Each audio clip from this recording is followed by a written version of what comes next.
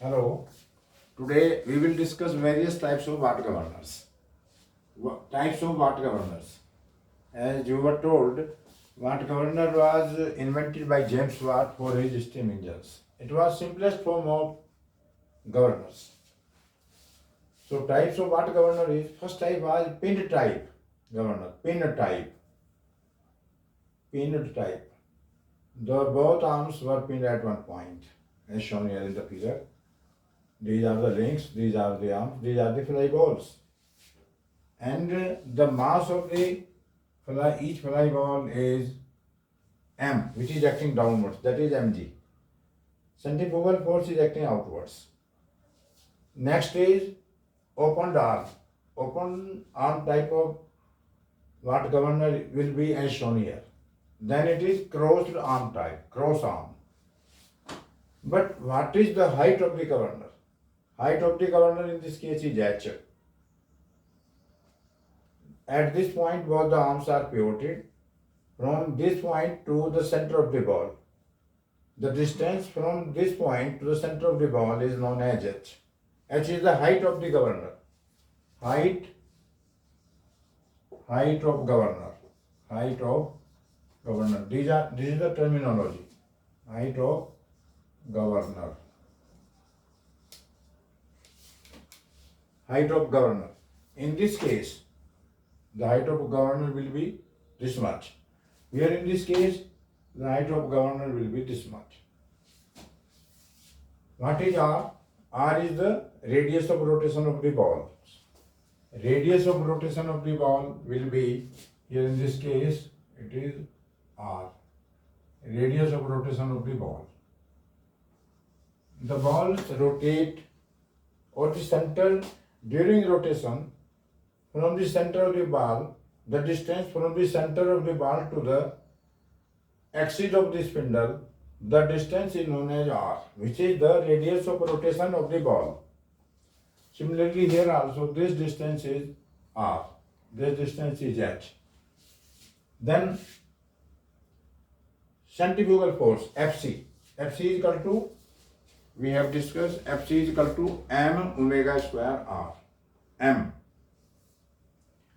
is the mass of the ball, R is the radius of rotation, omega is the speed of the engine. So the centrifugal force is given by centrifugal force is given by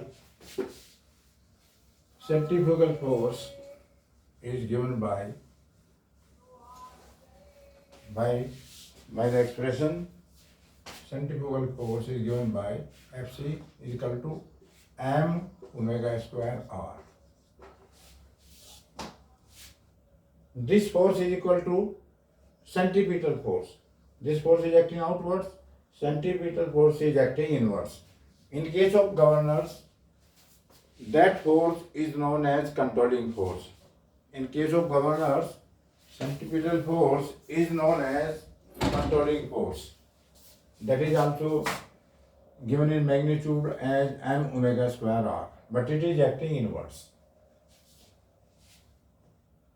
Equilibrium speed of governor. Equilibrium speed. What is that? The speed of the governor at which the arms, links, balls, sleeve, etc. are in complete equilibrium. That speed is known as equilibrium speed. Or in other words, you can say, when no load is acting on the sleeve, it is the equilibrium speed. Or you can say a speed at which the sleeve is not moving up or down from the mean position. That speed is known as equilibrium speed. Because sleeve movement will be up and down on the spindle axis only when there is some external load on the engine. Otherwise, the engine will run at its designed speed. It will vary in speed only when some external load is applied on it. So the variation in or the movement of the slave will be up and down on the spindle axis only when there is variation in speed, and variation in speed is only because of variation on load on the engine. So these are the terms.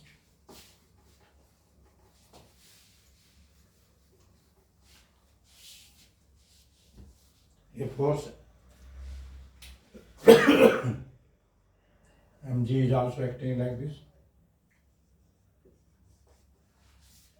If I take moment about point O, take moment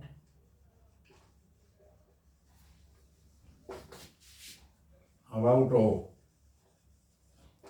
Taking moment about point O, what happens? Taking moment about point O,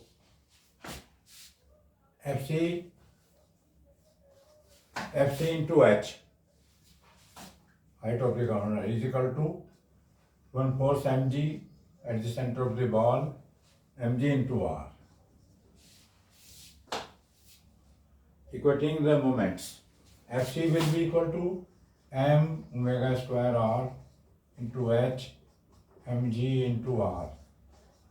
R will be cancelled, m will be cancelled. And omega square is equal to g by h. We know that omega is equal to 2 pi n by 60. And the value of g is equal to 9.81.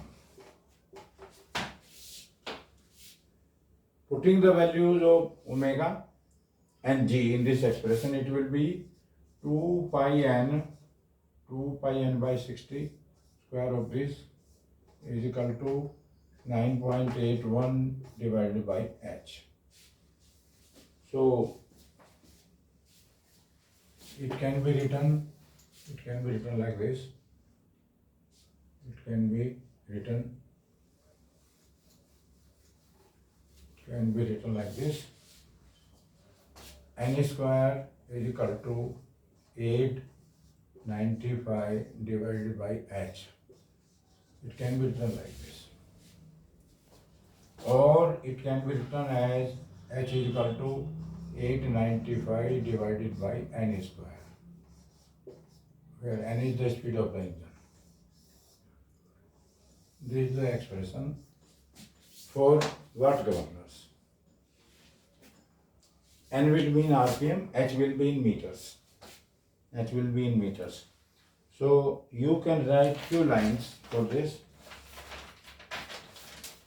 It is clear from this expression that the height of the governor, it is clear from the expression that at high speeds, the height of the governor is very small. It is clear from this expression that for high speeds, if the value of n, that is the speed of the engine, is very high, for high speeds, the height of the governor is small. For high speeds, the height of the governor is small. Or h can be written like this.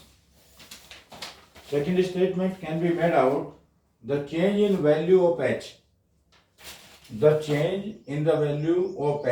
is the height of the governor, the change in the value of h corresponding to a small change in the speed,